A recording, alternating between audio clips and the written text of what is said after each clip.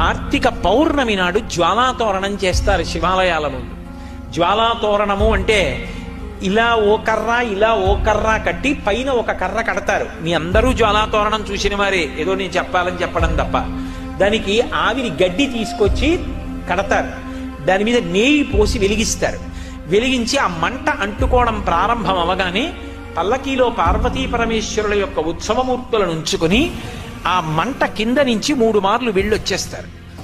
ఎందుకు అలా వెడతారు జ్వాలాతోరణం కిందంటే, పాపము చేసి శరీరాన్ని విడిచిపెడితే ఆ జ్వాలలతో కూడుకున్నటువంటి తోరణములోంచి యమసదనంలోకి వెడతాడు.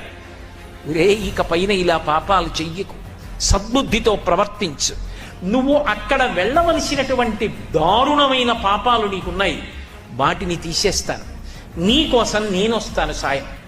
ఇక్కడ నా ఆలయం ముందే జ్వాలాతోరణం జరుగుతుంది. అక్కడ ఏ